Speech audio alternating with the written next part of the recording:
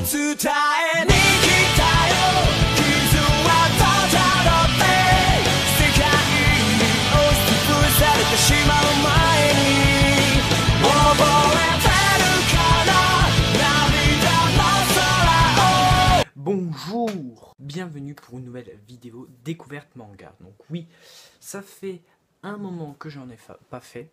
Et donc du coup j'ai décidé de reprendre le concept. Parce que c'est un concept que je trouve très sympa. Et ça me permet de vous présenter les différentes nouveautés qui arrivent et que je peux. Voilà. Sur ce, on va commencer. Donc on va parler de Boruto, tome 1. Donc oui, c'est la suite de Naruto. Donc c'est sorti en mars. Mais voilà, donc j'ai lu ça récemment et le tome 2 est prévu pour le 6 juillet, en gros dans la zone de la Japan Expo. Et donc déjà, les éditions Kana sont très sympas de faire une offre découverte pour différents tomes 1, donc 5,45 €. Donc j'ai eu pour l'offre découverte. Et puis voilà, c'est tout ce que j'ai à dire. Sur ce, nous allons commencer. Donc ce tome 1 de Boruto ce n'est plus Kishimoto qui s'en occupe, ce sont plutôt ses assistants, donc Mikio Ikemoto pour le dessin et Ukyo Kodashi pour le scénario. Et si vous ne connaissez pas Ukyo Kodashi, c'est celui qui s'est occupé de Boruto le film, donc qui était pas mal apprécié par les Japonais et par les Français. Moi en tout cas j'ai beaucoup kiffé. Et ce tome 1, je ne dirais pas que je ne l'ai pas apprécié, mais je ne dirais pas non plus que je l'ai adoré. Ça a été un bon tome. Ça je l'admets. Mais le problème c'est que si vous avez vu le film, en gros, comment expliquer? Ça reprend en gros le début du film de Boruto, où voilà, donc on est plutôt sur le thème relation parent-enfant.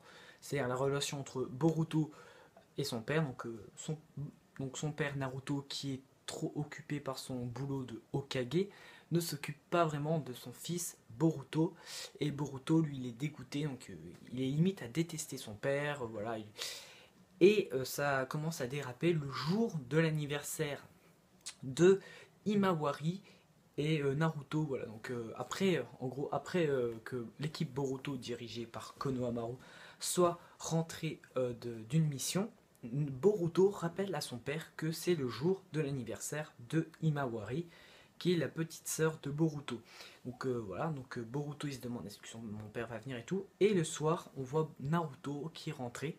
Donc tu vois, on pense que tout se passe bien, Boruto est content, et là bim, au moment du gâteau, c'est le Naruto disparaît. Donc en fait ça a été un clone, et du coup Naruto, il est épuisé, hein, il a même pas fait l'effort de venir pour l'anniversaire de sa fille, il a préféré envoyer un clone, et du coup Boruto le déteste en quelque sorte. Et ensuite, suite à un pétage de plomb en envoyant la première veste de Naruto dehors, on a l'arrivée de Sasuke qui arrive chez Naruto pour le chercher. Et puis Boruto va ensuite il va se rendre compte qu'il s'agit du rival de son père et va vouloir devenir son disciple pour pouvoir rivaliser avec son père et le battre. C'est ça le but de Boruto. Donc Sasuke au début il est pas trop d'accord, il lui demande s'il maîtrise l'orbe tourbillonnant, et Boruto va apprendre la maîtrise de la technique fétiche avec le multiclonage de Naruto, et qui a été créé par Minato, son grand-père. Donc on va suivre la phase d'entraînement jusqu'à ce que Boruto maîtrise la technique et va finalement devenir le disciple de Sasuke. Sauf que voilà, on est dans une époque modernisée où il y a des outils ninja. En gros, tu mets une sorte de bracelet et tu peux utiliser n'importe quelle technique. En gros, les ninjas en quelque sorte ne servent plus à rien. Donc je me suis demandé suite à cette lecture, à quoi vont servir maintenant les ninjas. Si tu as les bracelets, tu peux devenir ninja, tu peux être un citoyen normal, tu peux devenir ninja. Et le problème c'est que pour les ravisseurs, ça pourrait engendrer de nouveau une sorte de cycle de la haine, parce que là on est dans une époque modernisée, une époque de paix dirigée par Naruto, Mais ces outils ninja, ça va permettre à ceux qui sont pas trop d'accord par rapport au mode de fonctionnement du Hokage, qui veulent se rebeller, ils pourront utiliser les outils ninja, ils seront super balèzes, ils pourront utiliser la technique de Sasuke, la technique l'orbe tourbillonnant, ils pourront utiliser le katon, ils pourront faire n'importe quoi. Et du coup, c'est ce que je me suis demandé suite à la lecture de ce tome 1. Et ensuite, on a les 2 premières épreuves de l'examen Chunin. Donc voilà, Naruto qui il sait pas comment s'y prendre avec son fils, parce que il suit les conseils de Shikai, parce que Shikai lui a dit tiens, Boruto a fini l'épreuve numéro 1, tu devrais lui envoyer un petit mot, parce que voilà, Boruto, il est dégoûté que son père ne fasse rien pour lui, parce que trop occupé par son job de Hokage, donc du coup il veut pas devenir Hokage, comparé à Sarada qui elle veut devenir Hokage. D'ailleurs, je voulais dire que Boruto au départ il n'était pas très d'accord pour passer l'examen. D'ailleurs, il a pris le bracelet de Katasuki, même s'il a été interdit par le Hokage, il lui a quand même confié un bracelet à Boruto. Et puis voilà, et ensuite Naruto envoie finalement un email à Boruto en lui disant c'est cool pour toi, je suis content pour toi, continue comme ça, bonne chance pour la 2e épreuve.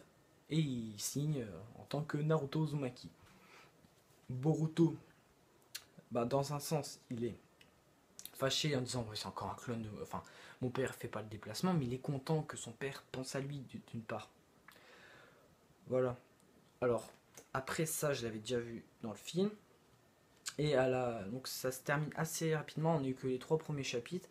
Et à la fin, on a la fin de l'épreuve numéro 2 et la qualification de l'équipe Boruto pour la 3e épreuve. Et sauf que Boruto a dû utiliser cette fois-ci l'outil ninja qu'il n'a pas utilisé dans l'épreuve numéro 1, dans la première épreuve. Cette fois, il n'a pas eu d'autre choix, sinon c'était l'élimination directe. Donc Boruto, il a sorti son bracelet et il a fait une technique Suiton, je crois, très puissante, et voilà, sans qu'il montre, voilà. Et Tenten, vu que c'était elle qui s'occupe de l'examen, elle a dit putain, j'ai pas vu les mudras qu'a fait Boruto, c'est bien le fils du Hokage. Voilà, donc le fils du Hokage. Alors, faut savoir que Naruto, il était mauvais à l'école, on ne sait pas si Minato l'était aussi. Après, ça m'étonne pas que Boruto soit, voilà, il a forcément repris de son père. Voilà, donc dans l'ensemble, c'est un très bon tome. Et à la toute fin, nous avons le dernier chapitre, donc qui est dessiné, là c'est vraiment la dernière fois, dessiné par Kishimoto lui-même. D'ailleurs, je peux vous le prouver. Regardez. Orochimaru. Et puis là, voilà, je vous montre quand même les dessins de Boruto. Vraiment, c'est bof. Alors, sauf que je dis des scans, donc je vais pas vous spoiler, mais je sais que l'auteur commence un petit peu, je sais pas si vous verrez grand chose, commence un petit peu à s'améliorer. Et concernant le dernier chapitre, donc qui est dessiné par Kishimoto lui-même, il s'agit d'un chapitre sur l'origine de Mitsuki, d'où il vient. Et voilà, donc on en apprend beaucoup de choses, enfin, quand même un peu des choses sur Mitsuki. Je n'en dirai pas plus, et sinon voilà, ça a été dans l'ensemble un bon temps. Sur ce, merci d'avoir regardé cette vidéo de découverte manga sur Boruto. J'espère que vous aurez kiffé. Laissez-moi un like, max de likes, de soutien. C'est important les likes pour le soutien du travail, pour le soutien, voilà. Un commentaire, voilà, parce que ça me fera super plaisir. Et à vous abonner, voilà, et surtout, et à partager la vidéo à vos amis, à n'importe qui, aux maisons d'édition si vous voulez, en disant nanana, pour que j'ai un partenariat. Non, je déconne. Non, voilà, non, sérieusement, voilà. Merci d'avoir regardé cette vidéo une dernière fois, et à bientôt.